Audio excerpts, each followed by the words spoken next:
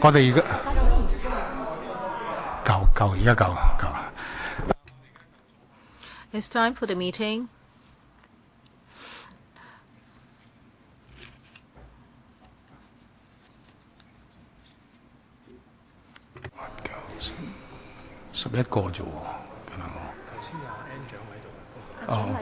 OK，我哋夠鐘開會。It's time for the meeting. Let us look at agenda item number 1, confirmation of minutes of meeting on the 20th of March 2017. Any comments? If not, we'll approve the minutes. Item number 2, information paper issued since the last meeting. We have 4. I will not read them out. I believe you have received the papers. Any questions? Let's move on to item 3. Let's invite the government representatives to come in.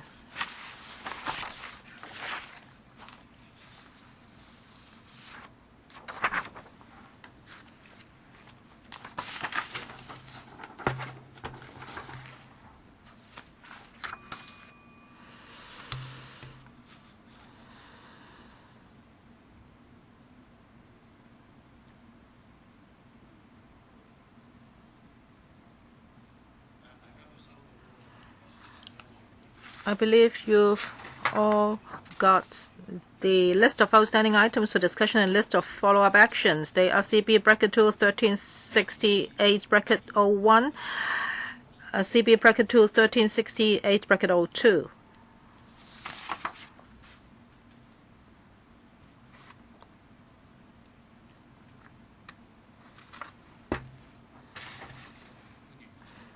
Welcome, Mr. Ronald Chan, the Undersecretary, and your colleagues. Well, can the Undersecretary take us through the discussion items? Thank you, Chairman. We suggest that for the next meeting, we should discuss the 2 following items. First, the design of electrical election ballots.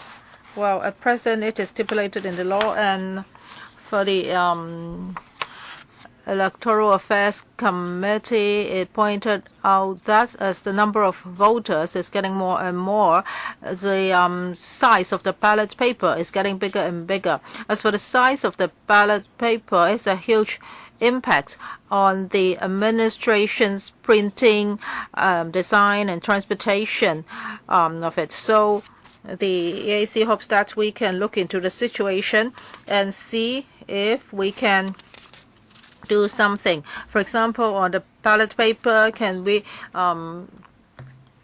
change the information to be provided that is concerning the candidates? Well, we'd like to listen to members' views before we decide on the follow-up work. As for the second item of discussion is the report of the EAC on the loss of computer after the election. And it was decided that a steering or a task force to be set up to look into the issue concerning the stealing of the computer after the election last time. We hope that we can learn a lesson from it, and a report will be provided 2 months afterwards. As for the task force, it's now still doing its work, and we believe that by the June CA panel meeting, the task force would have completed its work, and we hope to report to members at that time about the outcome and recommendations of the report. Members, any questions? If not, let's move on to agenda item 4, section 33 of the Personal Data Privacy Ordinance. And the paper number is CB bracket 2 1316 stroke 1617 bracket 03. This paper is provided by the government, and the other paper is CB bracket 2 1316 bracket 04 is the background brief prepared by the Electoral Secretariat. Now let us first invite Mr. Ronald Chan to take us through the government paper. Thank you, Chairman. With regards to the Personal Data Privacy Ordinance and the Section 33, I'll now make a brief introduction, and then I will ask Mr. Wen, our consultant, to take you through the PowerPoint. Now, the PDPO came into force in 1996, and it has 6 core protection areas. First, it covers the form of collecting data. Second, the time of giving data. Third, a restriction of using the data. Security of data, and the data policy and its transparency, as well as the data subject's right and power. And data user would have to look into the 6 principles when it handles personal data. Now, if such principles are violated, though it may not be a criminal offense, however, remedies must be made. If the Privacy Commissioner for Personal Data's instructions are not followed, then it would be considered a criminal offense. Other than these 6 principles, there are certain provisions in the ordinance which are directly related to criminal offense. For example, without the consent of the subject data, such data are used for commercial purposes, and the illegal access and use of such data, leading to the loss of the data subjects. Now, no matter whether the data are used in Hong Kong or outside Hong Kong, these 6 principles and all the provisions are all applicable. Now, unless there is a reasonable offense, defense, well, the data user would have to be held responsible for the use of such data. However, Section 33 is still inoperative. Other than such restrictions, these provision regulate cross-border transfer of personal data. According to 33(2), the data user cannot transfer data to a place outside Hong Kong unless he complies with certain rules. For example, the data subject has given consent in writing to the transfer, and he knows that the place to which the data is to be transferred has law in force, which is similar to the PDPO, and it has to make sure that the data in the overseas place is protected in a way similar to the way that is protected in Hong Kong. We understand that Hong Kong is an external economy, and its main business is the service industry. The application of Section 33 may have an impact on the business environment. That's why we have engaged a consultant to conduct an assessment on the impact of Section 33. And I will now defer to Mr. Wan of the consultant to give you information about the methodology and also the initial assessment. After that, we will listen to views of members on the preliminary assessment. The consultant will, after listening to comments by members, collate the result.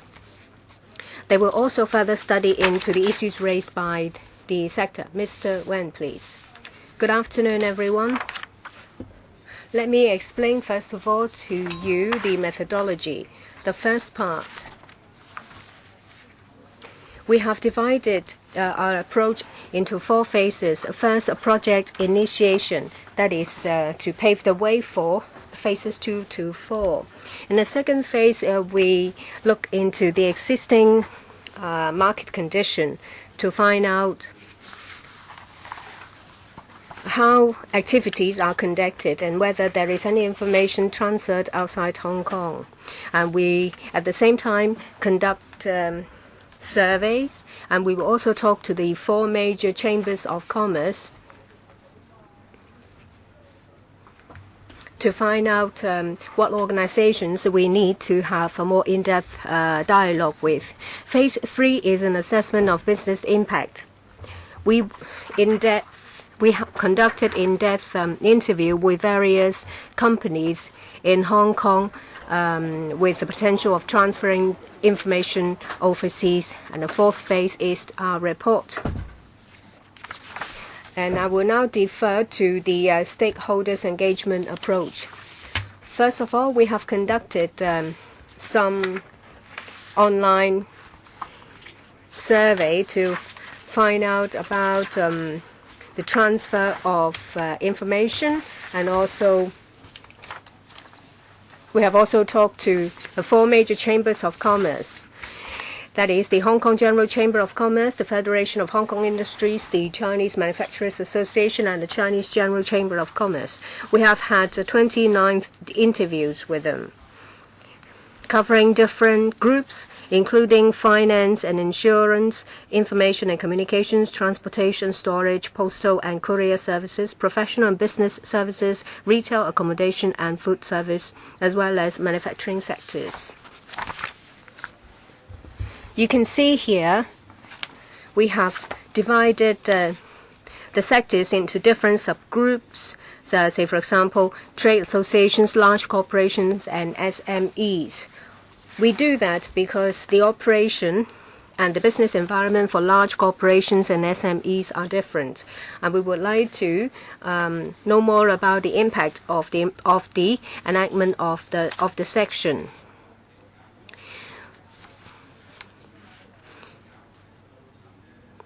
Well, there are 3 sectors that would more often transfer information outside Hong Kong. They are the finance and insurance, information and communications, and the transportation, storage, postal and courier services. I'm not going to go into details about all companies, but we have talked to 29 companies and or organizations. In this slide, you'll find that in our survey, we have sent out 135 questionnaires to different companies. 124 of them came back, that is 72.6%. They are valid responses. And as I've said, that there are 3 sectors, including the finance and insurance, transportation, storage, postal and courier services, and also information and communications have the highest proportion of respondents who transfer personal data to places outside Hong Kong. When we conducted the survey, we also found that in large corporations, perhaps because of the nature of their business and the different operation models, they would be more likely to transfer personal data outside Hong Kong than SMEs. We have asked a very pertinent question in our questionnaire. That is, to where the personal data would be sent to. We asked them to list out 3 places. We found that China, mainland China, United States, and Singapore rank the first 3. The rest are United Kingdom, India, Malaysia, Australia, Japan, Canada, and the Philippines. You see that for mainland China, United States, and Singapore, they are the first 3 highest places where personal data would be transferred to. Under the most updated guideline, under 33 subsection 2A to F, they have to comply with the relevant conditions. Otherwise, they would not be allowed to transfer personal data to places outside Hong Kong. After we've spoken to these organizations and companies, we found that they have encountered, they have more issues with A, B, C, D, and F.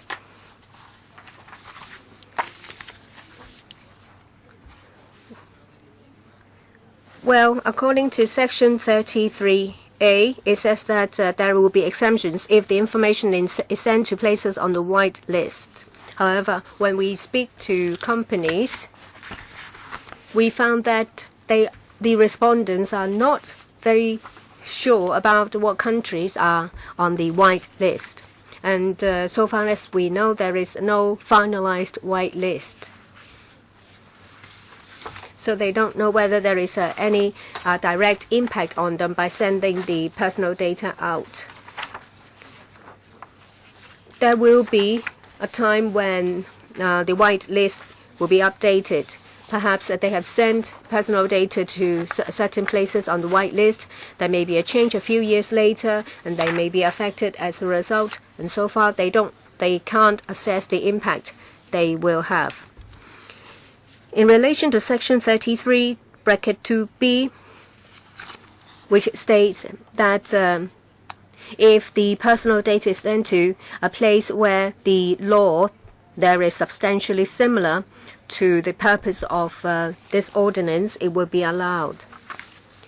We found that the impact on SME in this regard is more significant because for larger corporations, they have their own legal team and they may be able to make adjustments. However, for SMEs, they will have to incur a higher cost to identify countries with similar laws, thereby allowing them to send the personal data over.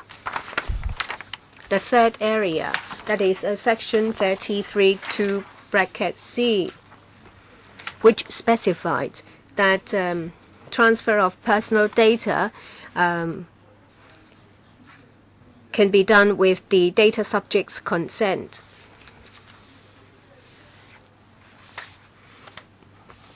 The issue they have is that they cannot obtain the valid written consent from all customers. For the financial industry, they think that there will be a bigger problem because they have clients all over the world, not just in Hong Kong. There may be some clients that are not easily reachable. And even if they can be reached, they may not be able to obtain the written consent from them. And it will, as a result, increase the administrative burden and costs. For 33 bracket 2F, which states that all reasonable precautions will have to be taken and all due diligence will have to be exercised, that the personal data will not be handled in a manner that would be a contravention of the ordinance. For medium and small enterprises, they think it is a goal that is difficult to attain. The main reason is that they don't have the ability to understand what these precautions or due diligence are. And in relation to negotiation of contracts, sometimes companies will use a third party to transfer the personal data. They may not have the bargaining power to negotiate with these third party companies so that the requirements under Section 33 will be met. So we found that for SMEs, this subsection will have an impact on them. We have concluded the information we have collected from our interviews and from the questionnaires about potential business impact and unintended consequences. Well, there is one main issue: advancement in technology. Whether it is cloud storage or servers, a lot of the information has already been sent out, and in a large volume as well. So if this section is enacted, and if they have to comply with it, there will be nuisance costs, and it will also affect their operation. This is particularly apparent in SMEs. For larger corporations, although there is a strong opinion that they may not be able to do it, however, they will have sufficient resources to overcome the difficulties, and that luxury is not afforded to SMEs. SMEs will just watch and see. If larger companies can't do it, then they would not want to do it. So the impact on SMEs will be particularly significant. There is also another impact that is related to SMEs. Larger corporations will have sufficient resources. If they use third-party companies in the transfer of personal data, these larger companies will be able to negotiate a better term because of the sheer size of the corporation or the size and volumes of the personal data. However, for SMEs, they think they don't have the ability to get third-party companies to deal with them for them. So if this section is enacted, they would lose out to larger companies.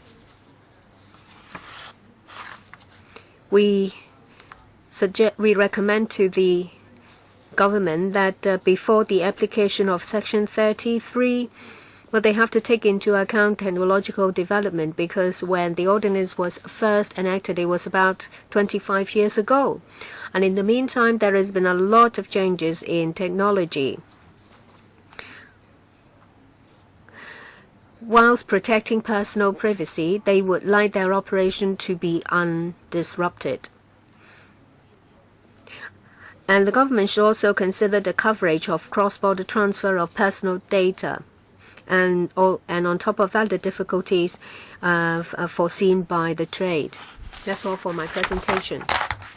Anything to add by the Undersecretary? Now I open the floor for members to ask questions. As usual, we'll allow 4 minutes for each members. First, we have Mr. Ronick Chan. Thank you. Well, in relation to this section that is related to cross-border transfer, we know that the ordinance was enacted over 20 years ago. The world has changed a lot.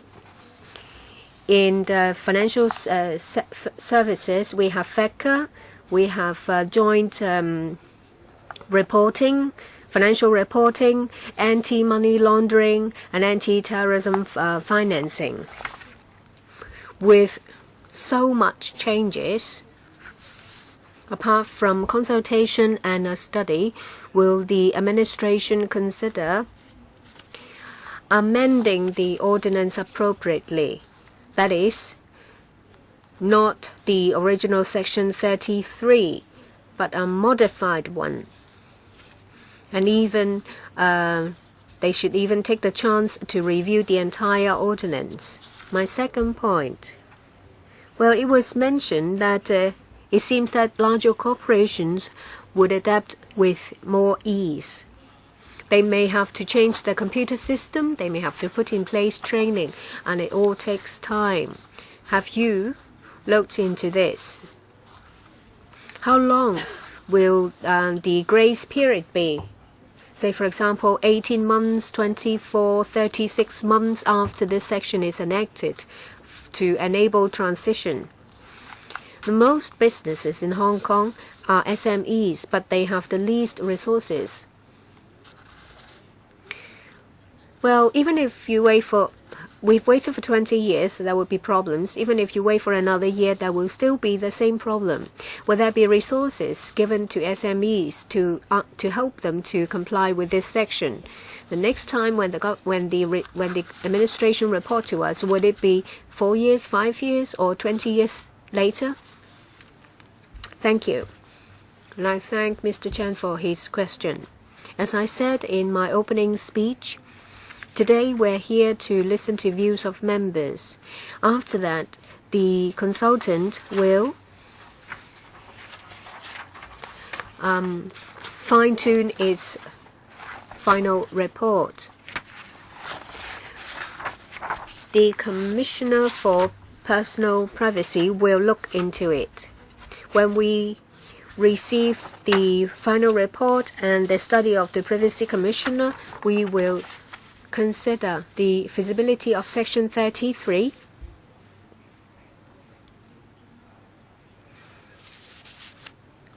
and we will receive views. And as Mr. Chen said, that this ordinance was first enacted 20 years ago, there has been leaps and bounds of technological advancement, the business environment has become more internationalized, and they use more electronic means. We will need to further review different areas. After we have done that, I believe that before the enactment of Section 33, we would need to conduct another round of public consultation, and it would take time. Just now, Mr. Chen mentioned about the period of grace period or transition, and what kind of assistance or guidance SMEs need. That is what the Privacy Commissioner would cover in their study. And we will further consider it after we have got the Commissioner's report. Mr. Jimmy Ng. Well, we don't have sufficient resources for SMEs, and we have over 90% of enterprises that are SMEs. They already face a very dire business environment. As you see in paragraph 11, it has set out the various concerns of SMEs. In their operation, it involves a lot of cross-border activities. There is not enough resources to conduct professional assessment about a transfer of personal data to other places. Some of our trading partners, say for example in the US, they don't have laws or protections similar requirements similar to ours. So it's the case that the current guideline is inadequate. That's why we need this section. Have you looked at the United States? How come they don't have such requirement and we do? How do they protect personal privacy? And it says in the paper, the information obtained from authorities, say for example UK, have encountered any case of enforcement concerned with provisions regulating cross-border transfer of personal data, as stated in paragraph 12. If there is no enforcement cases, then how come in Hong Kong we have to enact Section 33? Thank you, Chairman. With regard to the difficulties faced by SMEs and the support they need, as well as other countries' experiences, I would like to ask Mr. Wen, the consultant, to reply to you. Mr. Wen? Now, when we conducted the study, we discovered that in Europe they have relevant laws. As the member pointed out just now, over the years, we haven't seen any prosecutions taken. However, we do not have the concrete information as to why there has been no prosecution. Were there no cases? Or didn't they have enough evidence, etc.? We do not know. In the course of data collection, we didn't find any case of enforcement. How about Europe? Didn't they initiate any prosecution? They didn't have the ability to do that. That's kind of staggering.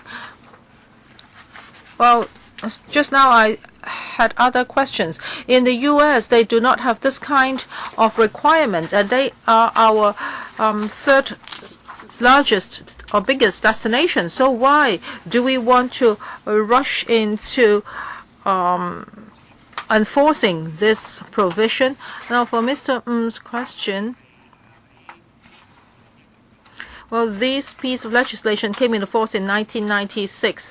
At that time, the business sector didn't know what to do in order to comply with this provision. They were very concerned. So at that time, the government decided not to bring this provision into force at that moment. Now, over the past 20 years, the business environment has changed a lot and it's become more and more digitalized. Now many companies, including SMEs and large corporations, they would digitize their data.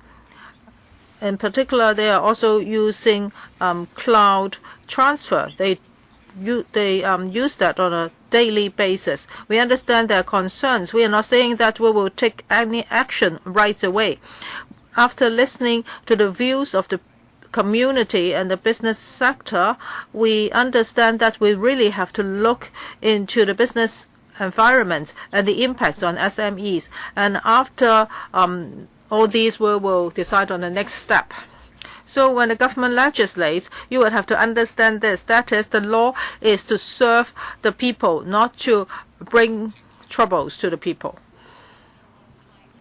Ms. Claudia Mo, well, this piece of legislation was already enacted, but over the last 20 years, this provision still has not been operative because there are a lot of difficulties. And it's discovered that the SMEs found that there will be a lot of difficulties if this provision will come into force. Now, after the enactment, this provision has remained inoperative for 20 years.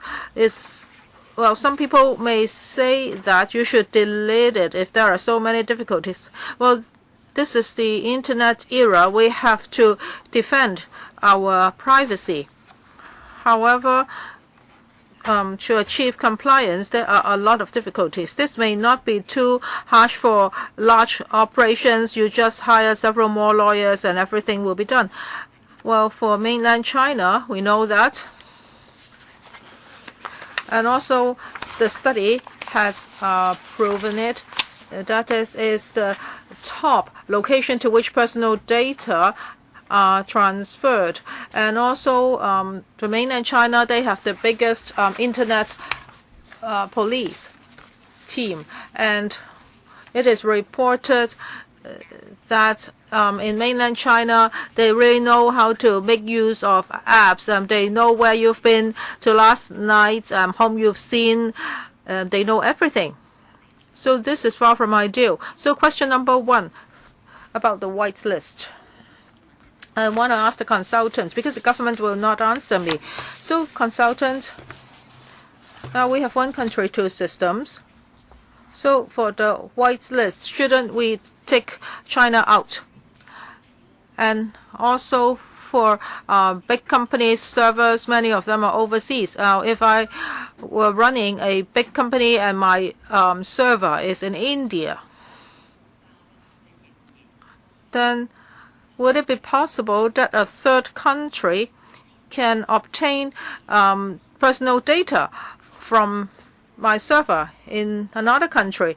Now, the government says that this is just for consultation. You don't have a concrete timetable. So are you expecting that after 30 years this provision is still inoperative? Or would you really consider making improvement to it so that it can really come into force? Mr. Wen and then Under Secretary. With regard to Ms. Mo's question, well, we can't really answer that. We are just a consultant collecting data and information. And now we have just reported to you. I'm sorry if you don't want to answer me. It's okay. However, it is stated that when the data arrive at its destination, then that destination must have relevant law in force. So for mainland China, that's not the case. If the consultant doesn't want to answer me, maybe the Undersecretary should. Undersecretary? Thank you, Chairman. First, I would like to stress that now even though Section 33 of the PDPO is still inoperative, however, for data users, now, while they transfer data, they are still subject to the restrictions of the PDPO. So no matter whether that happens in Hong Kong or not, they are still regulated by the PDPO. All the other provisions and principles are so applicable, and data user would have to comply with them. Just now, Ms. Mo asked about the white list. According to the law, this is to be promulgated by the Privacy Commissioner for Personal Data, and the white list would have to be gazetted. So this is not what the consultant does. Mr. Lam Kin Fong. Now, for the Hong Kong General Chamber of Commerce and the business sector of Hong Kong, we have reservation on Section 33. Well, I think the public hopes that their personal data can be better protected, and many members of the public are worried that if their personal data are transferred to another place, then the data recipients might use their personal data for purposes that they are not meant to. So for data recipients, well, you may say that they will just use the data in accordance with your consent. Well, but we have heard terrible news in the past few days. That is, even government websites can be hacked. So we hope that the government can explain to us later about this. The business and industrial sector are very concerned. If Section 33 is to come into force, there will be a huge and long-term impact on the business sector. Well, in Hong Kong, we have numerous SMEs. Some of them have dozens of employees only. They do not have the resources to hire a legal advisor to look at this section. So what will happen to them? Now, for companies with bigger scales, they will still have to use a lot of resources and time to do this. Now, maybe the legal profession would like this because more lawyers will be employed. But to fulfill these requirements, you really need to hire more people, and it means a lot of resources, and it's detrimental to the business environments. Many countries have not enforced such a piece of legislation, so why do we want to rush into it? Now, it's said that the EU has done it, but there has been no prosecution and no case of enforcement. So we want to ask you why there has been no case of enforcement. You didn't know why no prosecution has been made. Now, has the government assessed this? That is, if Section 33 is to come into force, what will be the impact on multinational companies, and will less multinational companies come to invest in Hong Kong? Undersecretary. Well, for the impact on the business, later on Mr. Wang can supplement. Well, just now I've talked about the next step. Well, other than looking at the consultant's report, the PCPD will conduct a further study. Oh, if Section 33 is to be operative, so what will be done with the white list, and how would enforcement be carried out? As for SMEs, the government, and the PCPD, what kind of support will be provided? This PCPD will conduct a study to follow up on all these issues. So after looking at the views collected, we will continue to look into these issues. Mr. Wen, well, different sectors have expressed their views concerning the business sector. So when we interviewed different organizations, they've told us that there will be a huge impact on them, no matter what their sizes are.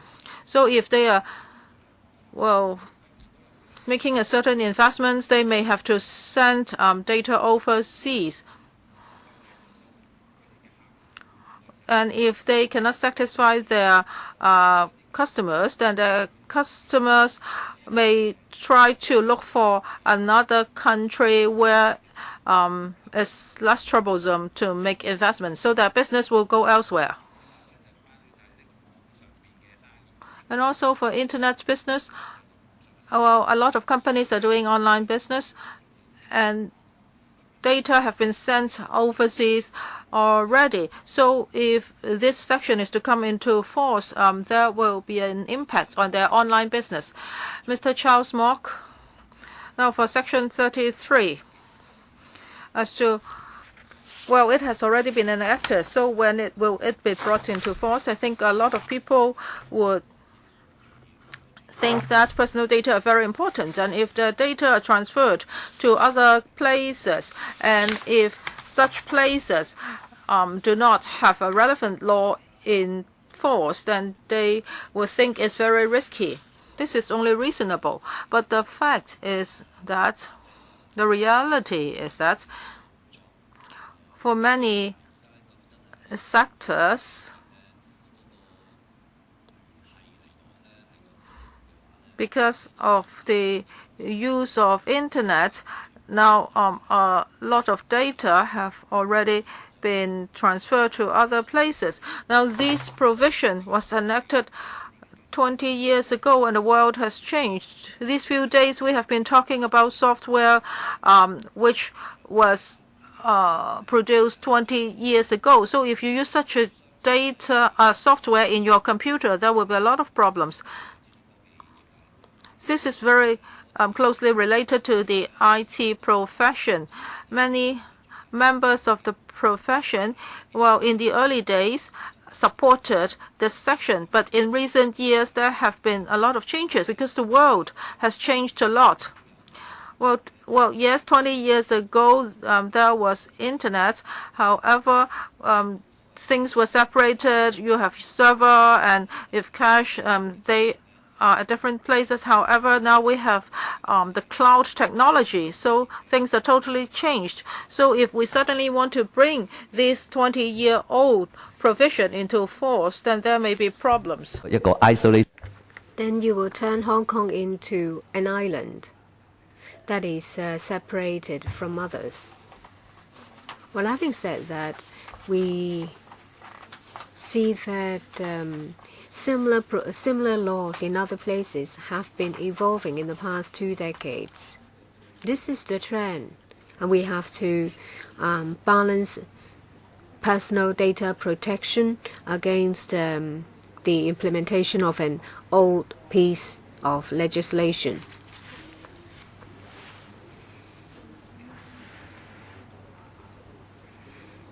Well, don't just consult about the feasibility of the individual provisions, because the answer will be no. Would you, based on the spirit of the ordinance, conduct a fresh consultation about how the ordinance should be changed? It's not just this section. Other sections will need updating as well. Would you give us a timetable about an update of the entire ordinance? Well, in some other places, especially the EU, there may not be any enforcement cases, but they have been arguing with other countries on these issues.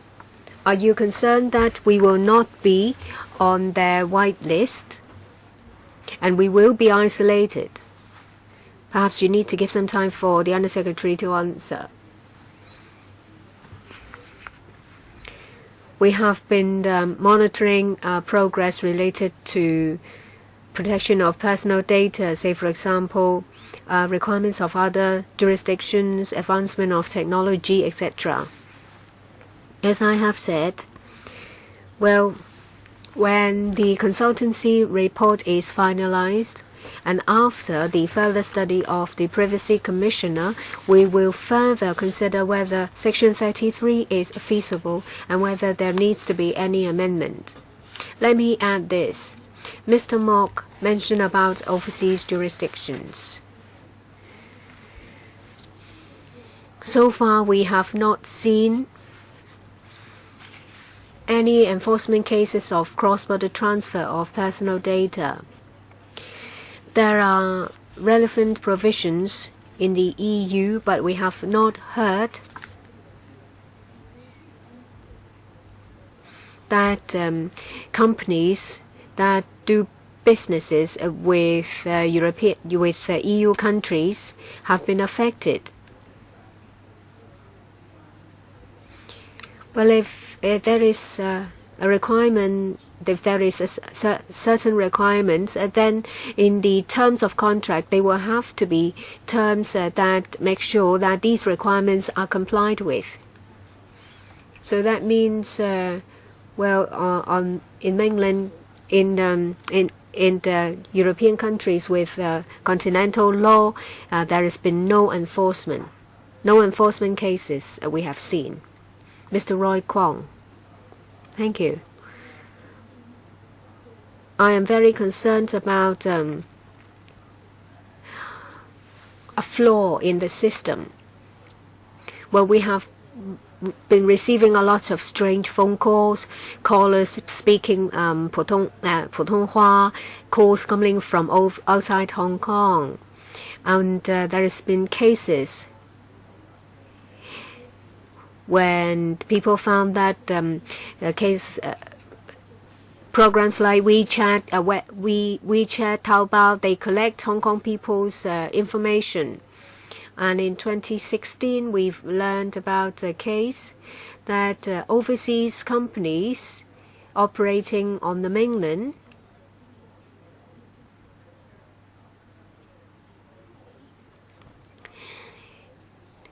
would allow mainland authorities to collect information.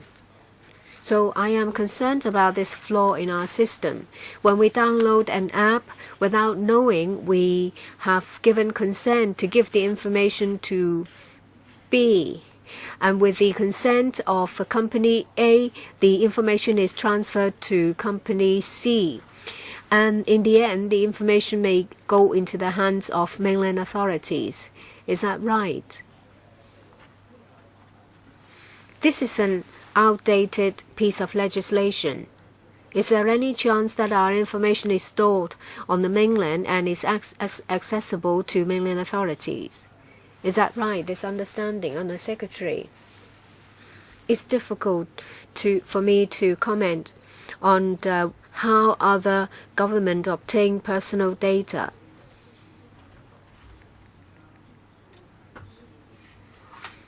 Transfer of personal data is regulated currently by the relevant sections of the PDPO. As long as data user uses the personal data, that means if there is any transfer of personal data, the purpose will have to be the same as the purpose of data collection or something similar, and it has to be done with the consent of the data subject. If the data user would like to transfer the information to their agents or someone along the same line of business, data user will have to be responsible for the acts of these agents. My question actually was very clear. When you download an app, you will need to agree to a set of terms. If the information collected by company B is stored on the mainland, according to the relevant internet security law, mainland authority can have access to such information. I think, Mr. Kwong, you're talking about two different scenarios, legal and illegal. My question actually was very clear, whether they can be obtained by mainland authorities. Under Secretary. Well, I can't comment on how the information can be obtained by mainland authorities. Well, what I meant was, say for example, where you are eating your lunch and information stored on your apps. Say for example, the consumption behavior of a person. And according to the 2016 Internet Security Ordinance, mainland authorities are empowered to obtain the information. So can the information be obtained by mainland authorities? Under Secretary, I can't explain on behalf of mainland authorities how they obtain the information. And Mr. Kwong is talking about mainland legislation. I don't have the information to make any comment. Mr. Ray Chan. Thank you. As you know that a year before the reunification, it was enacted, that is 1996. Section 33 is in relation to cross-border transfer of personal data. Over a period of 21 years, it has not been enacted. This, of course, is not desirable. The then Legislative Council, really out of genuine goodwill, wanted to give some time for the trade and for the administration to make preparations, or is it the case that they did not want to deal with it and they want to pass this hot potato to the next government? Of course, the consultants said they are neutral, but they said that there has been no enforcement cases overseas. Is it the case that there has not been any breach, or is it because the enforcement cost is too high and that's why nothing is done? This is simply a show to show us that the government's doing something, but it's gesture only.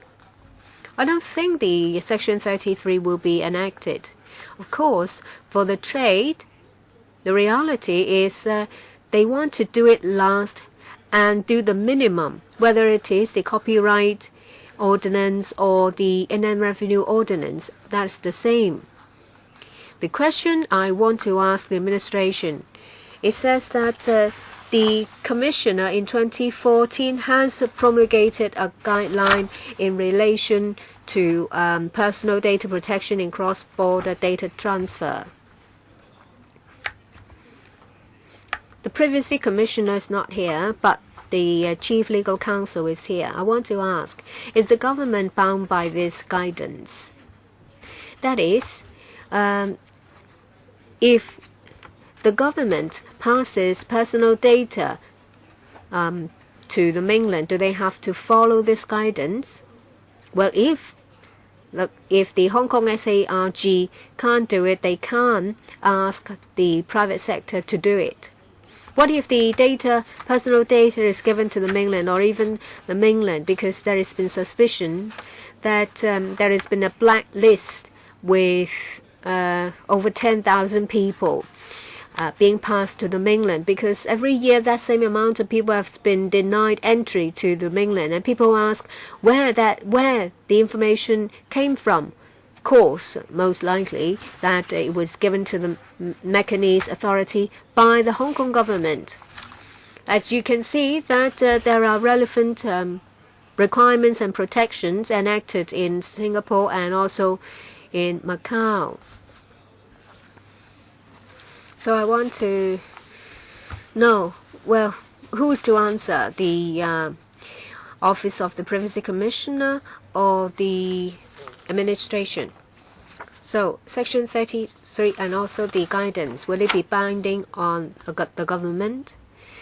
The PDPO is binding on the government, and we have always abide by the requirement in the ordinance to deal with personal data.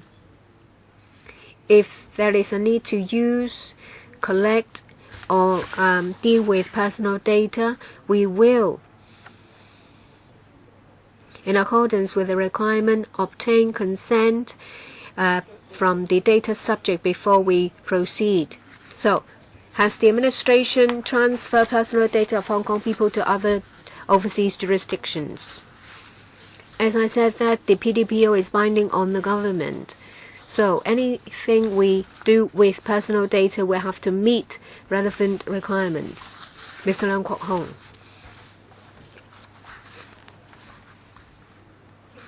Well, you said that the government will have to abide by the law. So let me ask you, have you given my information, Leung Kwok Hong's information, to Macau? I think you have. Can you answer me now? If not now, when? Just me, myself, no, not others. I do think that you have. And where can I find the information? I want to ask whether my information, my personal data has been passed to them or not. And how do I find out? Sorry, I cannot comment on the individual case. But that individual is me. If the individual is not in this room, then you might use this excuse. Let me ask you again. I believe that you have given my personal data to Macau. You said no, you can't comment on an individual case. I want to ask you, are there any ways for us to find out? Well, the Undersecretary actually is right. We can only talk about a policy. Well, let me ask you, there is a policy that affects Leung Kwok Hong. Many Leung Kwok Hongs there are in Hong Kong. I've spoken to a lot of people with the same name, Leung Kwok Hong. They said that, well, if they go to the mainland, if they go to Macau, they've often been detained. Please get to the point. If a citizen suspects that his or her personal data has been transferred by the government to other jurisdictions, are there any ways to find out? So how can I find out? Undersecretary. Thank you, Chairman. According to the present PDPO, one of the principles is that the data subject can check and update his personal data. So if any data subject thinks that his privacy personal data has been infringed, he can, in accordance with the relevant law, do such things. Of course, if there is a need, you can also seek help from PCPD.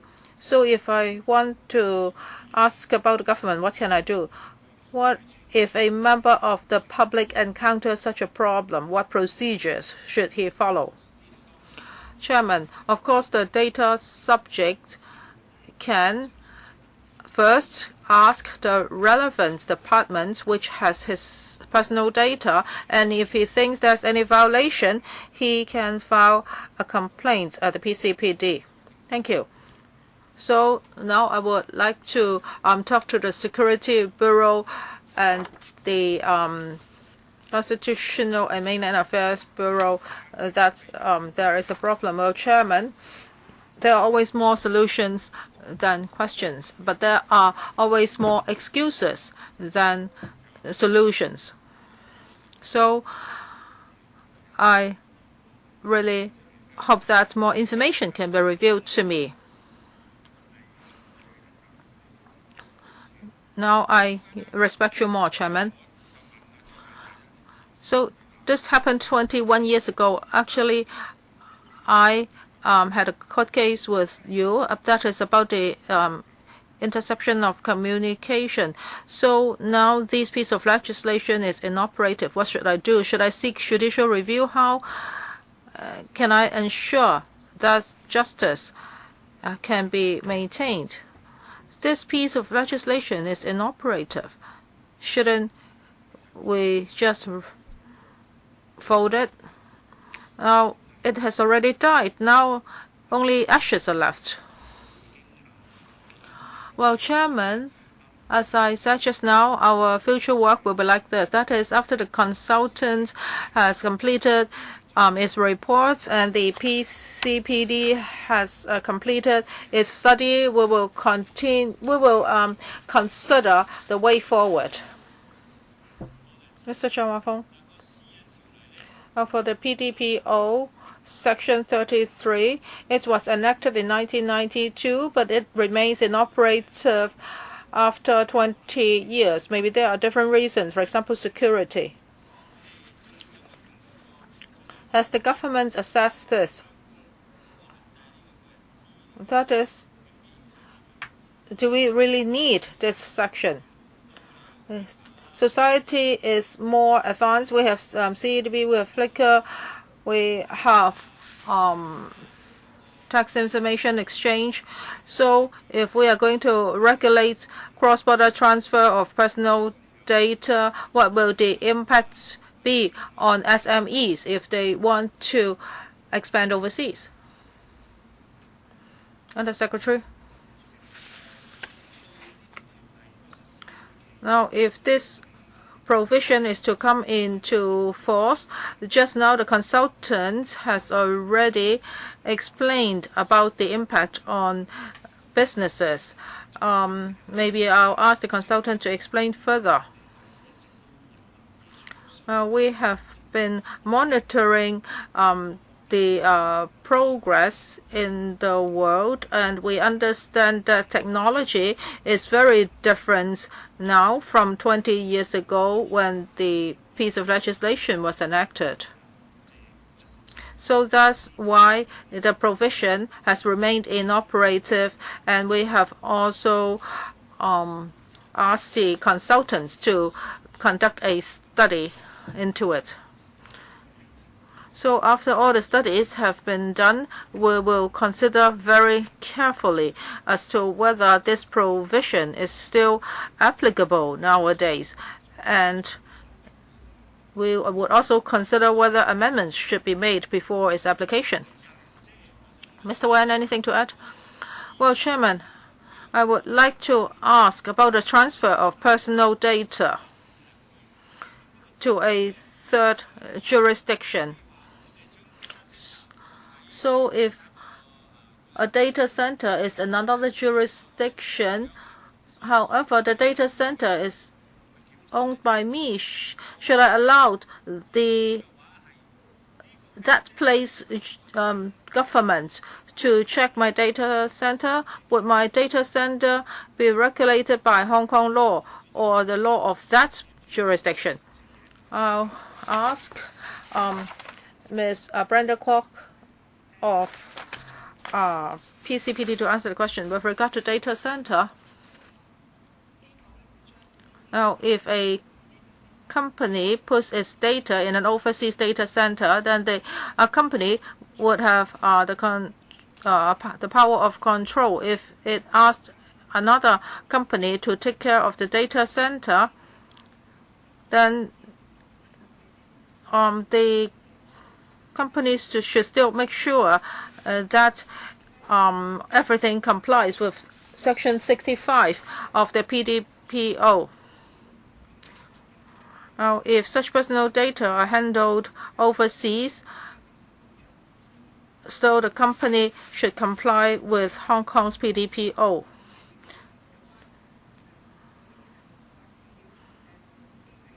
Now, if such personal data are already put in a data center in other countries, then we cannot comment on their enforcement. I think they also have to comply with the laws of that place.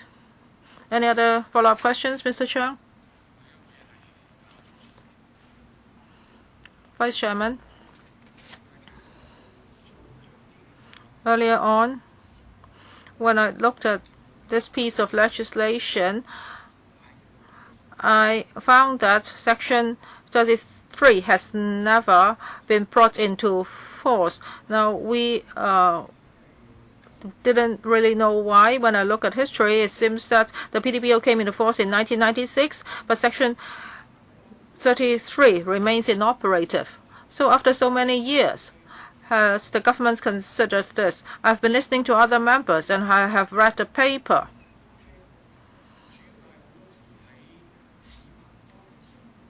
Some people think that for the transfer of personal data to other places, they would be very cautious. However, when companies do business, when they get other people's data, they may transfer such data overseas. Well, this is lawful, and this is also a common practice in the business sector. Now, this has been dragged on for so many years, almost 30 years. Would you at least consider this? Now, if there are places which are common destinations of our data transfer, maybe they should become the first batch on the white list, then it would be easier to enforce the provision. And do you have a planned timetable? Can it be done in phases? Members have been talking about practical difficulties. So will you maintain the status quo? Because this provision has been in existence for over 20 years and still is inoperative. Why don't you just delete it? So I hope to listen from the government. Under Secretary, I understand Mr. Holden Chow's remarks. And we understand the business sector's concern, in particular the SMEs. Well, they have to overcome some difficulties before they can comply with the provision. And they may need more guidelines and supports. Even if we decide to bring it into force, the PCPD would have to do some preparation. And companies would also need time to put together measures so as to ensure that the transfer of personal data is compliant. So this is not something that can be done in a short time. As to whether this can be implemented in phases or partially, I think we really have to look at the actual business environment. Now, the transfer of personal data and the way of doing business has become digitalized. Now, if you use the cloud system, then even the users may not know the exact location of the server. And some technology companies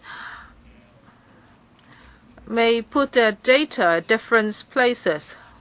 So when it comes to actual enforcement, we understand that there are difficulties.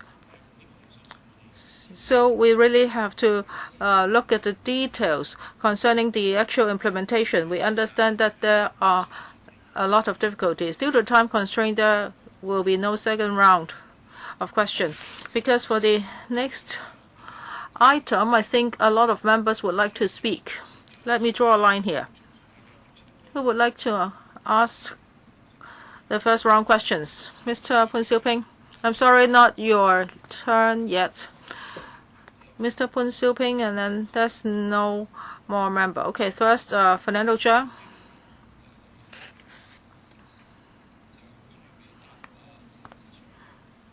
The government official hasn't answered Mr. Ray Chen's question.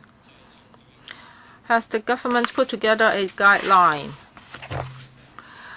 regarding Section 33? Now, in December 2014, the government published a guideline, and it's mainly for SMEs. As for the guideline, is it applicable on the government? Is it applicable to the government? Has the government looked at its own operation? If Section 33 is to come into force, what will the government do? Shouldn't there be a guideline for the government as well?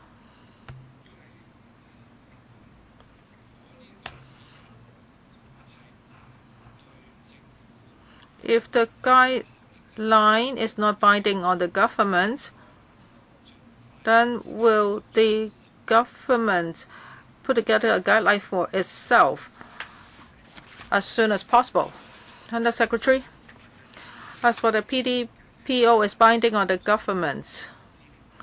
However, I do not have the actual information in hand. That is how different government departments actually handle the transfer of personal data. So at the moment, I cannot give you a concrete answer.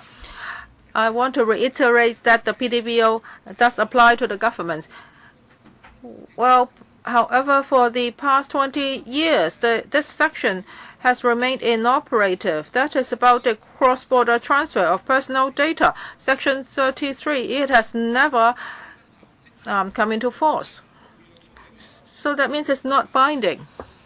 And my question is very simple. Earlier on, Mr. Ray Chen also asked us, even though it's inoperative, the government has legislated, so eventually it would want it to come into force. And the PCPD has issued the guidance on personal data protection. So will the government follow the guidance?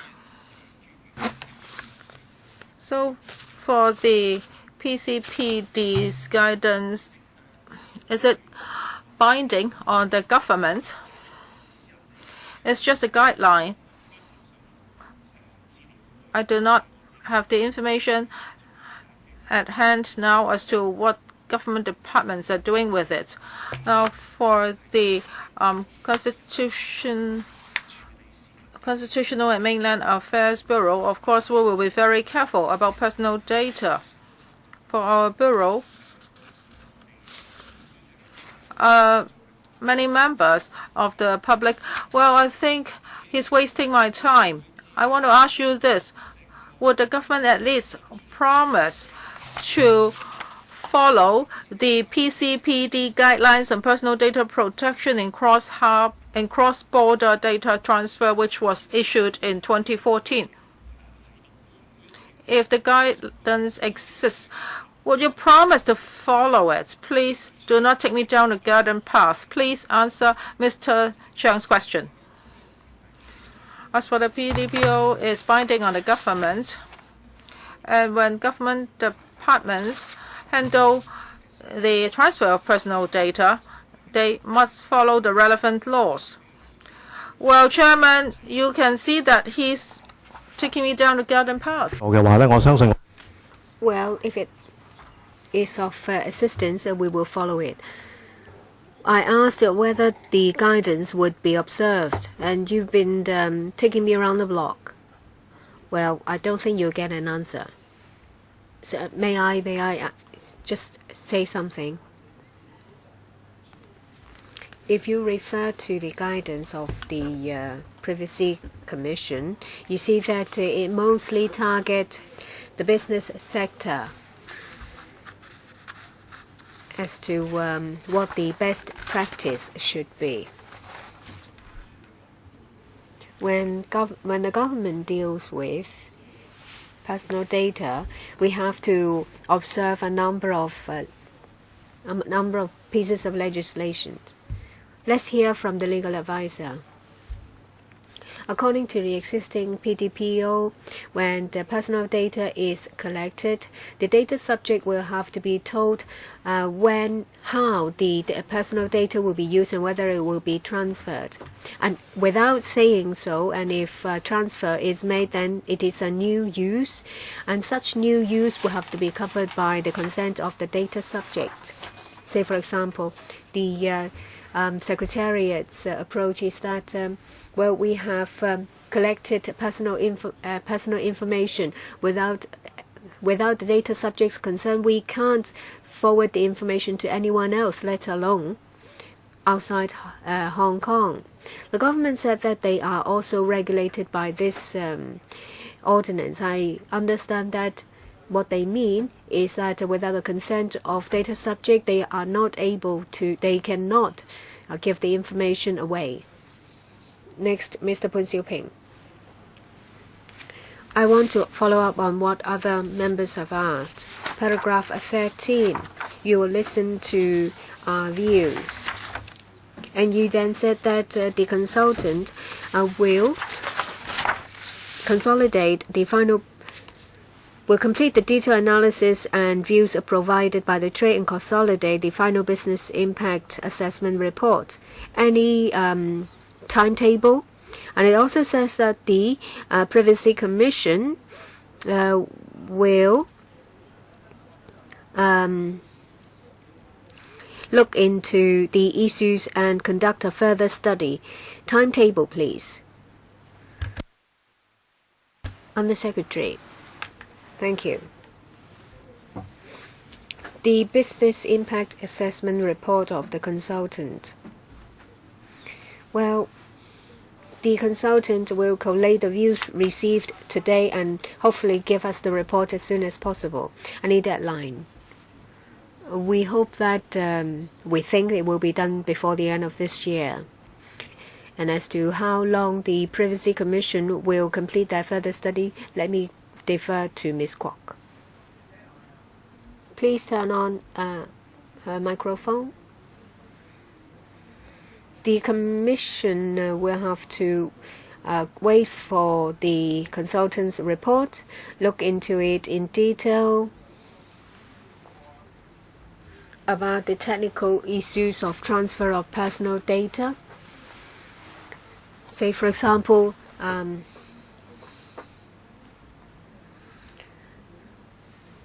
relation to cloud computing, under what circumstance will overseas places be involved, and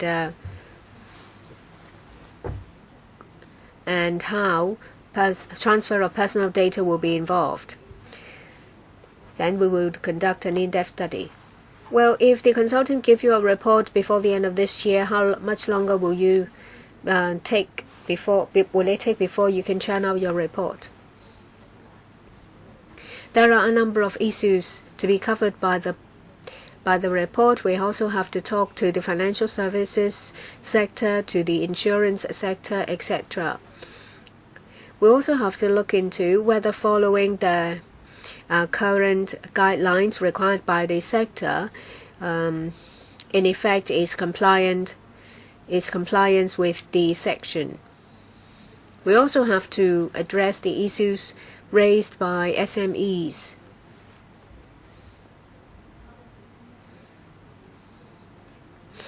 And whether there will be exemptions. There is a new development about information about privacy, about personal data protection in the EU. The Privacy Commission is looking into it. We will take everything into account before a decision is made. We will go to the next item. That is progress of work in tackling discrimination on the grounds of sexual orientation and gender identity. There are two sets of information. They are CB bracket 21363/16-17 bracket 01 and CB bracket 21368/16-17 bracket 05. 01 is the administration's paper, and 05 is the background brief by the Secretariat. I'll ask Mr. Chen to take us through the paper first before I open the floor for questions. Thank you. In June 2013, the Advisory Group on Eliminating Discrimination Against Sexual Minorities was established. Its role is to provide recommendation on an elimination of discrimination against sexual minorities. Well, there are a number of official and non-official members. A recommendation report was given to us in December 2015, and we have last year looked into these recommendations, and we have been following up on the recommended strategies and measures. And I will go over the progress of our work First of all, when it comes to public education and publicity, we have enhanced publicity on eliminate discrimination, embrace inclusion, covering different platforms and media to reach out to the most number of people. We also have produced a television program that make reference to real-life scenarios encountered by sexual minorities to help the public understand real situations faced by sexual minorities. And we will also launch APIs and also posters. And in order to encourage employers to adopt the Code of Practice Against Discrimination in Employment on Grounds of Sexual Orientation, we organize various activities, say for example talks, seminars, sharing sessions to explain the Code of Practice and to appeal to them. We are making preparation to send appeal letters to over 2,000 public and private sector organizations. We have advertisement to promote the Code of Practice on platforms with a lot of hit rate. On top of that, we use various ways to promote the Code of Practice. In relation to drawing up a Charter of Non-Discrimination of Sexual Minorities, we recommend that the advisory group to recommend the government to draw up a charter for voluntary adoption by employers, schools, providers of goods, services, and landlords agents. When the draft is completed, we will ask these groups, that is employers, schools, etc., to adopt them on a voluntary basis. When it comes to drawing up the number of guidelines for nursing and social worker to adopt, we have prepared relevant information for them. And the work is taken up by an experienced psychologist. These training resources will be available in the fourth quarter of this year to be launched at the beginning of next year. And in order to review the support to sexual minorities, we are collecting information from users and also organizations that provide assistance. We thank relevant organizations and NGOs to support our work, to help us interview sexual minorities so that we can find out what they need and what their expectations are. We'll continue to collect and analyze the views collected. In the second half of this year, we will continue to explore possible improvement of supporting facilities. The report of advisory group said that there has been different views when it comes to legislation. The Equal Opportunities Commission said that there should be consultation which cover the definition of sexual orientation and gender identity. The Equal Opportunities Commission also said that consideration should be given to concerns of different groups, say for example religious groups. The advisory group also recommends looking into the impact on the freedom of religion. The study we will do also covers administrative measures in other jurisdictions and the various topics. There will be a public consultation. We reckon that the study will be completed by the end of this year. We will then examine the findings and draw up a plan for public consultation.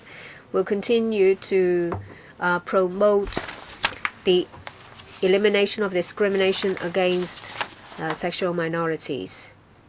And I welcome views. 4 minutes, question and answers included. First, Ms. Priscilla Leung. I have to declare I'm a member of the advisory group.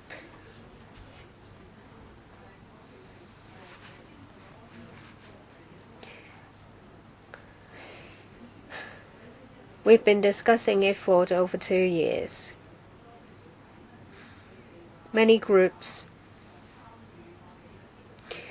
said they would like to participate in the advisory group,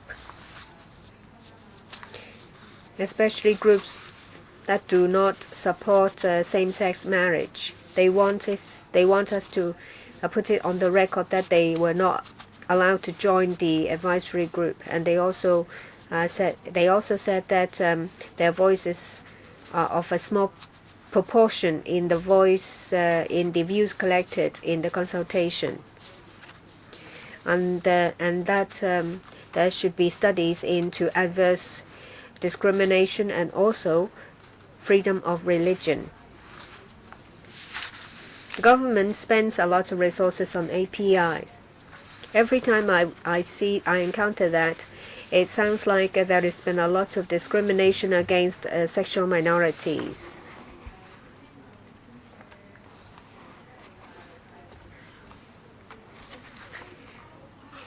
But there is very little mention about those who support equal rights should be inclusive and should not discriminate against the people who think differently.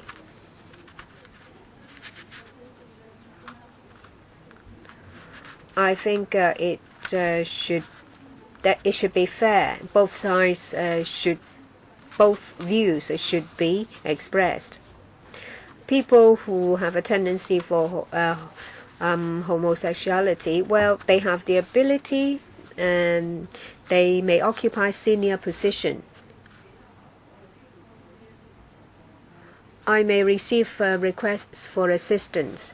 Sometimes the subordinate may express that they are against same-sex marriage, say for example posters pinned up in their workstation, and they found that they have put themselves in a difficult situation because there has been cases when someone was fired in overseas countries, and this is about adverse discrimination.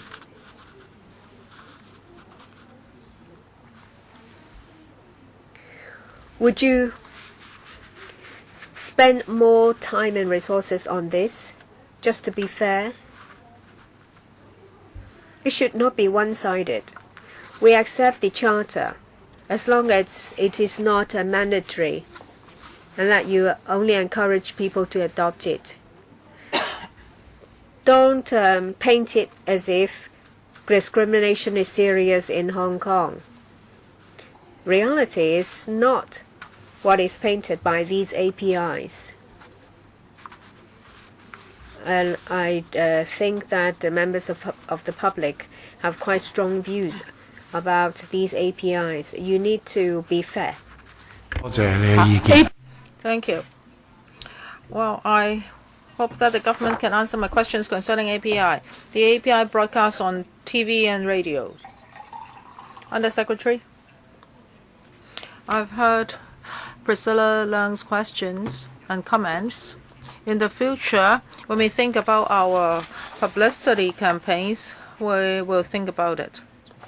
Of course, our focus now is to convey the message of eliminate discrimination, embrace inclusion. You've talked about reverse discrimination. We have looked at other jurisdictions.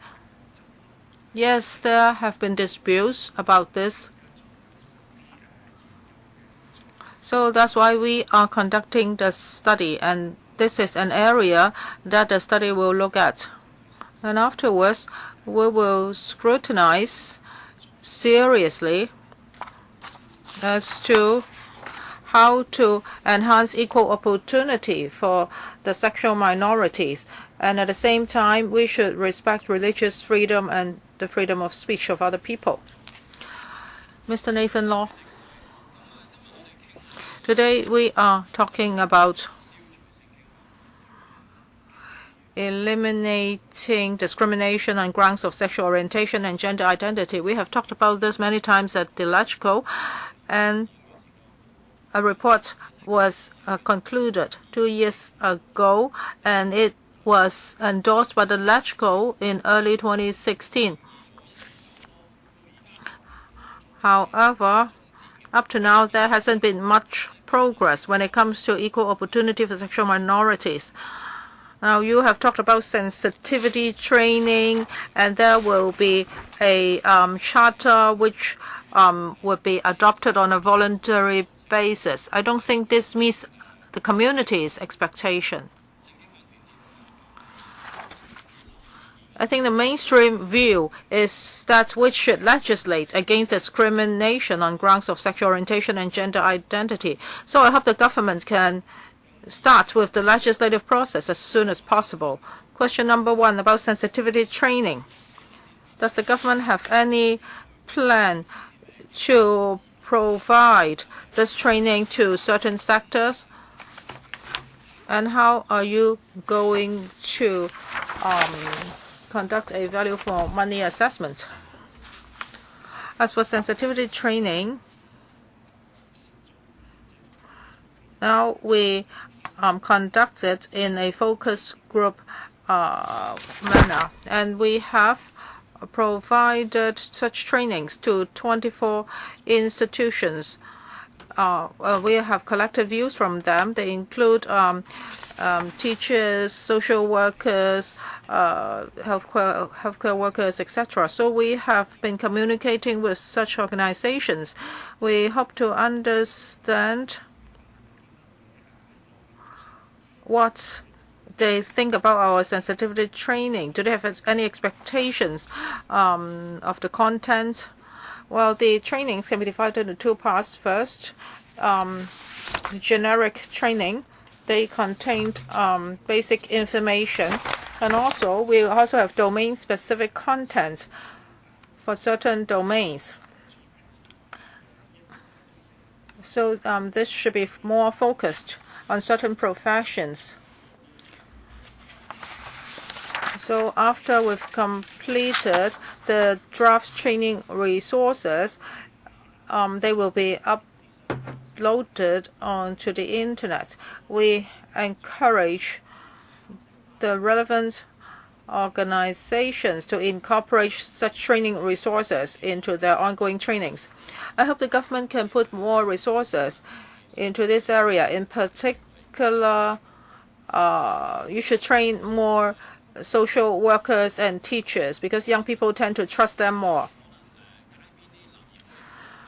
I have seen many cases in which young people are hurt by social workers or teachers just because they trust them.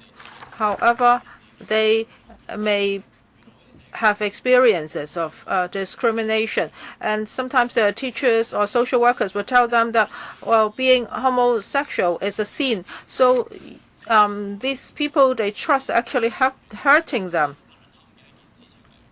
I think this reflects badly on the professional organizations in Hong Kong.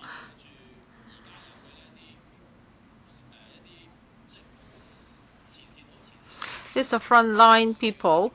Well, as that is the professions that I cited just now, so they really have to be careful. Next, Ms. Lau Siu-lai. I would like to ask the Undersecretary some important questions. Now, over the past years, the government has been looking at this issue repeatedly. When we look at the EOC reports issued last year, we understand that the people are more and more accommodating. Over 55% of the people support legislation. So how come now we still do not legislate? Because for the work of discrimination on grounds of sexual orientation and gender identity, you've just been talking about publicity and publicity. You have never started a legislative process. If you look at our neighboring areas, they have done a lot of things. Taiwan has already legislated, and even Macau has done something. That is, they have included this in their labor law. People with different sexual orientations cannot be discriminated discriminated against. And although there may be disputes in the community about family value, legislation is still the way to go. So why can't you focus on legislation? Thank you, Chairman. First of all, I do not agree with Ms. Lau Siu-lai. She says that when it comes to promoting equal opportunity for sexual minorities, we have not made any progress. As I said just now, when it comes to the advisory group's recommendations, we have already done a lot of work. In the past few years, we have put a lot of resources into promoting equal opportunity for sexual minorities. So I do not agree with Ms. Lau on this. As for legislation, undeniably, yes, there have been more voices in the community recently asking the government to legislate. Well, for our advisory group report and the EOC report, they both state that as to whether there should be legislation, there are still different views in society. Now, before we conduct a formal consultation, we think that we should conduct more in-depth discussions. I think this undersecretary is not really answering my questions. For the government's work, I don't think it's efficient. In 2014, there was a report, and it is stated that 80% of the people found that there were discrimination against sexual minorities, and some 60% of people with different gender identity were suicidal. Now, we have not seen enough publicity and promotion in this area. Well, we are just told that there are APIs. I think you just screen programs on RTHK, not even on TVB. I know, well, everybody knows that there is this committee advocating using less salt and eating less salt and sugar. But how many people have heard about this sexual minority campaigns? Well, legislation is very easy. We've heard this very advanced example in Taiwan, and even Macau has done something. So how come we are so backward? We are looking into other jurisdictions. Now, some of them have legislated, and some of them are using administrative means. Now, before we conduct a public consultation, we still want to look at other issues. And even though we carry out a public consultation, we understand that members of the public may still have a lot of doubts and questions. Now, we must have an informed discussion. So we need to look at other jurisdictions' experiences, and after doing that, a consultation would be meaningful. So now we are carrying out the studies. We are looking at the experiences of different jurisdictions, and in the future, when we indeed conduct a consultation, I'm sure it's very useful. As for legislating against discrimination on grounds of sexual orientation and gender identity, it's very urgent. Before 1997, the discussion at LegCo already started, but it was voted down just by merely 2 votes, and it has been dragged on for 20 years now. It's included in the EOC's report last year. And it also thinks that legislation is imminent or is really needed right now. So now for this paper, you just tell us about the advisory group report. Well, I'm also a member of this group, and Mr. James To is also a member. Just now, the Undersecretary has talked about the EOC. And EOC issued this report. I didn't know if the undersecretary has set his reports, and the secretary didn't want to see the chairman of the EOC at that time. And today you are talking about sensitivity training. How many civil servants have received this training in recent years? And for the 3 officials from the CMAB here, have you received sensitivity training? And there is a code of practice against discrimination in employment on the ground of sexual orientation. Is it binding on the Hong Kong government? Now, the government encourages the business sector to follow the code of practice, but does the government follow it? And for paragraph 10 of the code of practice, it said that the employer should adopt certain measures. For example, employees should be engaged in policy making. Has the government done that? Has it invited civil servants to take part in the formulation of anti-discrimination policy? Now,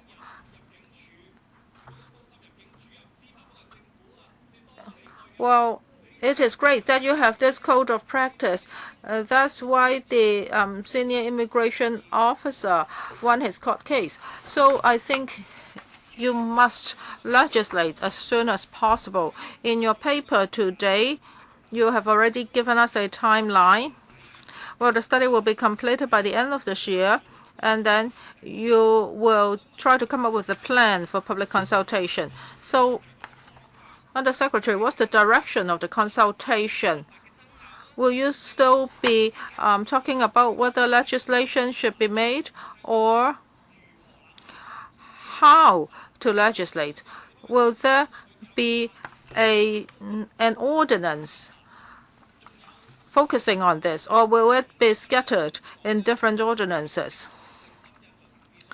And Mrs. Carrie Lam, in her platform, even said that she doesn't rule out the possibility of legislating on same-sex marriage.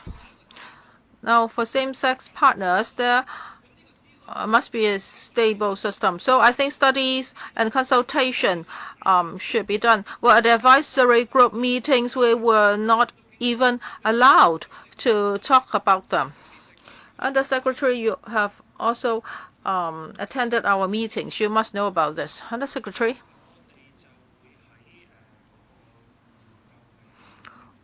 Well, after the study is completed, of course, the government will look at the findings very carefully, and then will decide on the next step.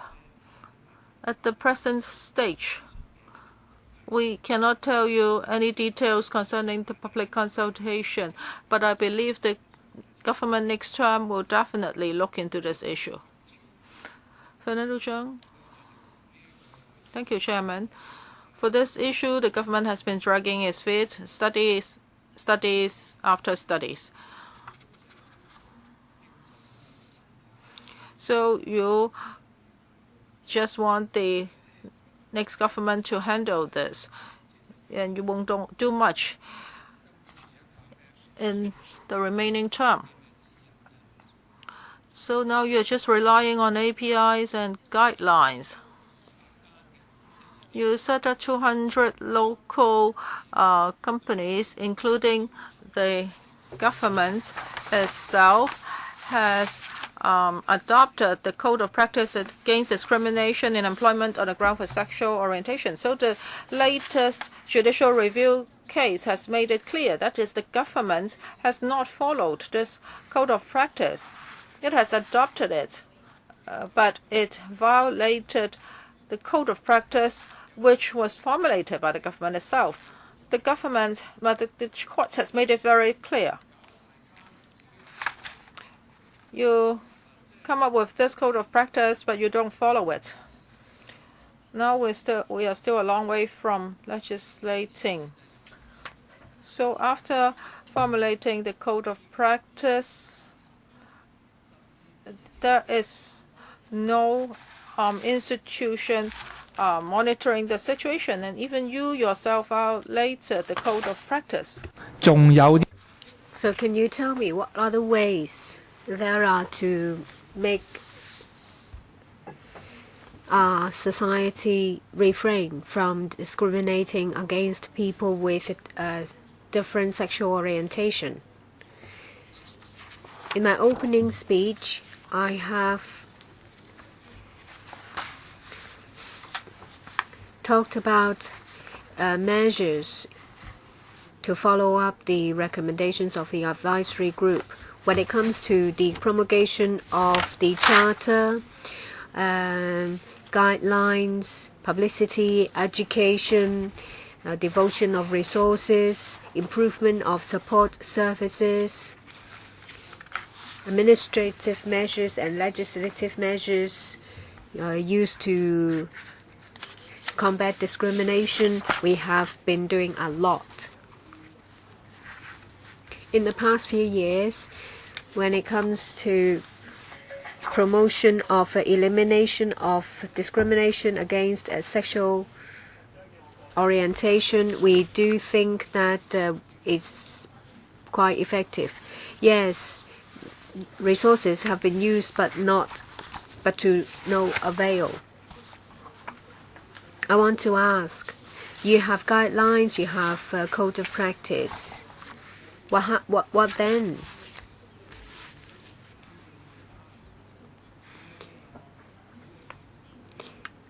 Do you compile regular reports to see what measures you have to ensure compliance with the guideline?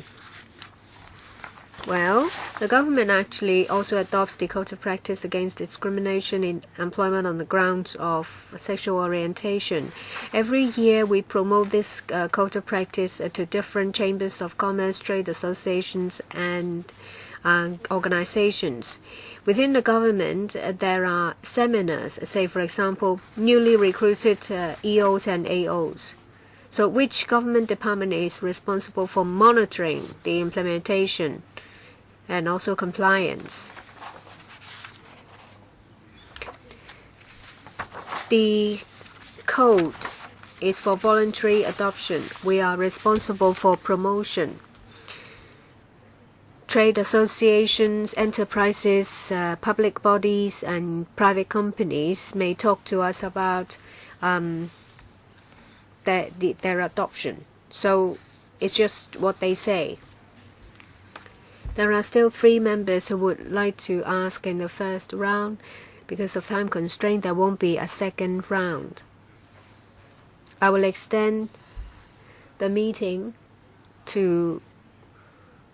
until the 3 members have finished with the questions. Deputy Chairman, thank you. I declare that I am a member of the EOC.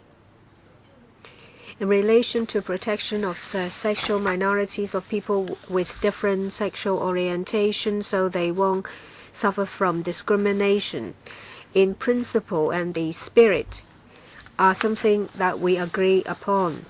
And I think the controversy, the contention is how to implement it.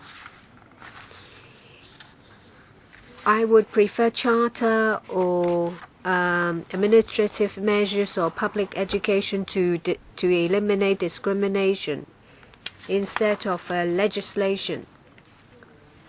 As we've said many times, that a lot of school sponsors and religious bodies have said that, well, once there is legislation against discrimination against sexual orientation, school sponsors and religious bodies may contravene the law.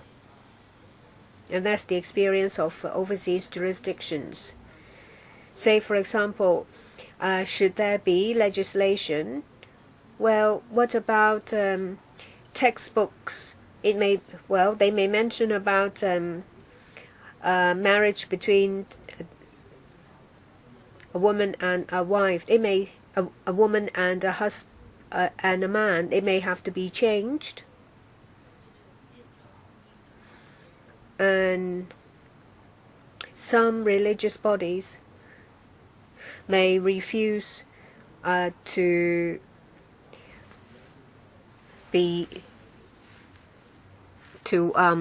holds the ceremony of same-sex marriage. This is quite controversial, and I do think that since it's so controversial, we have to carefully listen to the different views expressed in society. If we use administrative measures or public education and charter to eliminate discrimination, I do think that we should not use legislation. And indeed, there is a case of judicial review. Same-sex partners should be given, according to the court, the same treatment. It has caused public outcry. A lot of people are concerned that this will open the gate for same-sex marriage.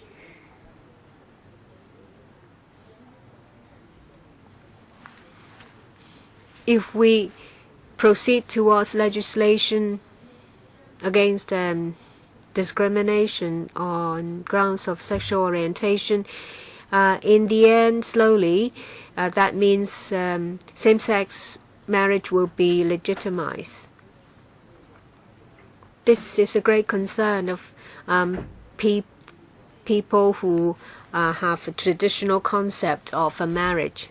So I do think that you should think twice about legislation.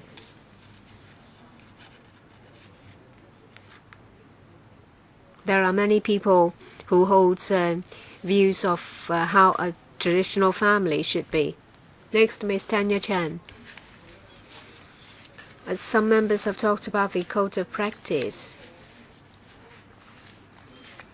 So when it comes to training, sensitivity training, I see that in paragraph 4 it says that, to implement recommendations, there has been sensitivity training for teachers, medical practitioners, associated professionals, social workers, human resources professionals. And you have gathered views on content and delivery mode of sensitivity training. Apart from professionals, will sensitivity training be given to civil servants? We've been talking about it for over 2 decades, and still there is no legislation. And a member said that if we can do public education, we should do it by public education. I remember for first-time residential property, at first it was for voluntary adoption. In the end, there was legislation.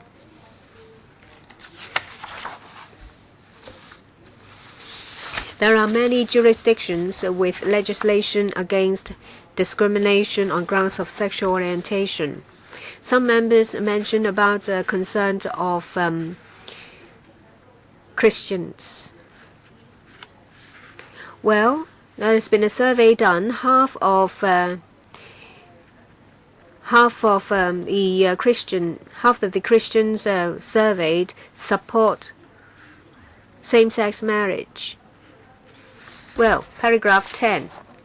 It says that you reckon that in the 3rd quarter you expect to start exploring with service providers of proposals for service improvement. So when will you actually come up with a plan to improve your service?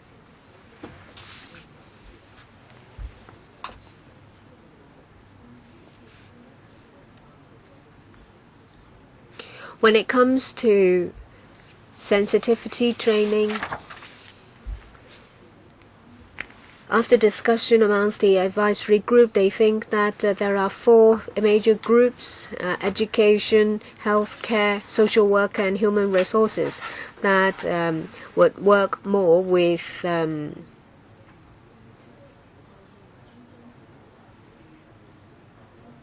the groups concerned. Apart from professional groups, it also covers statutory bodies and government departments.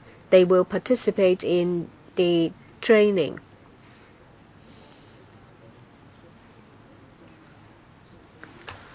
When we talk to them, we understand that these groups are of the view that if we can provide training resources to help personnel in specific fields to enhance their understanding of sexual minorities and to enhance their sensitivity, it will be of great use, say for example in the social welfare sector. So when will you be able to come up with the proposal of the code? The code focuses more on employment, say for example recruitment. What factors will have to be taken into account and what support will have to be given. I mentioned about training. They cover areas that provide services, say for example healthcare services, social welfare services. How their sensitivity can be improved when they talk or come into contact with the sexual minorities. What about paragraph 10, the timetable? Well, when it comes to providing resources, we hope that after we have finalized the proposals, we hope that it will be launched in May next year. And about reviewing of support service, we currently hold focus groups to find out what support service will have to be improved. At the end of the year, we will explore with service providers whether the views expressed by sexual minorities can be incorporated. Mr. Leung Kwok-hong, you said in paragraph 8 that currently there are 200 public and private sector organizations engaging about 470,000 employees that have adopted the Code of Practice against discrimination in employment on the grounds of sexual orientation. As far as I understand that, there is none that are subvented by the government that have adopted this code. Is that right? That is right. This is indeed not ideal because you subvent the organization, you should give them instruction, and yet they don't adopt the code. Well, it seems that you are not able to put the money where your mouth is.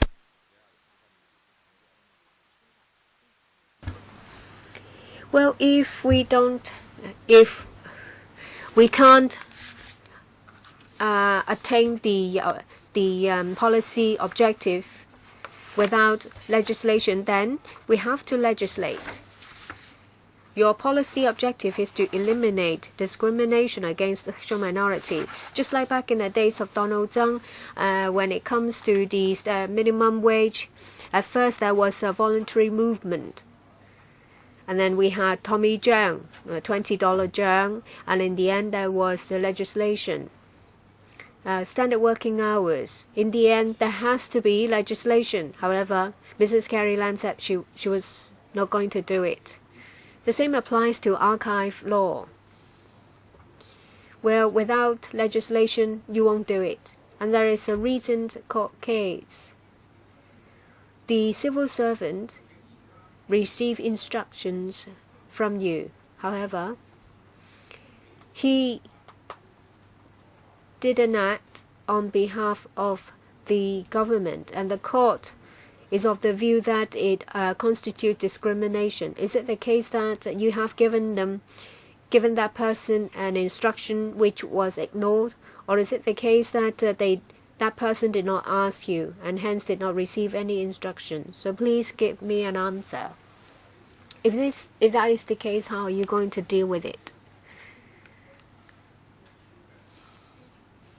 My answer is very simple.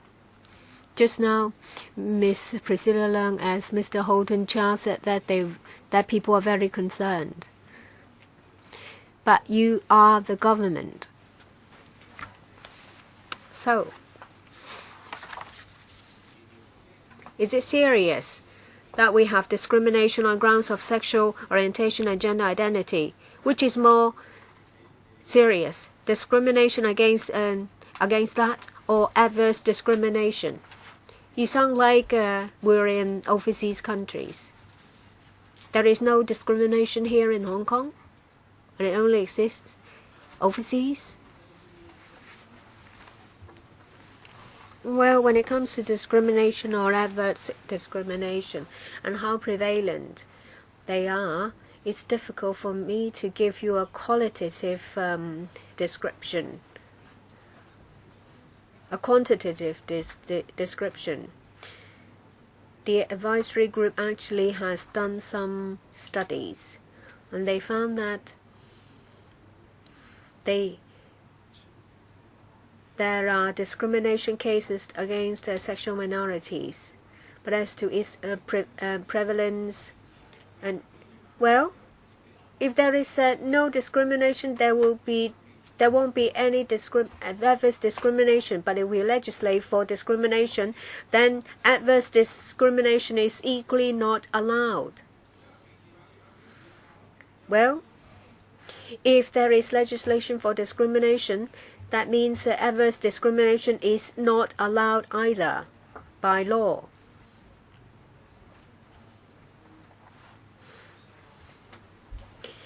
We are conducting a study about experience of different jurisdictions.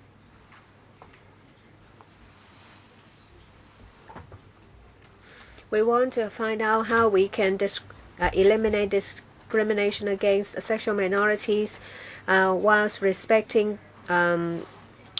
people's freedom of religion. Sorry, your time is up. The next item, any other business? The next meeting will take place at 2:30 in the afternoon on the 19th of June. It's a Monday. Any other business? No, meeting adjourned.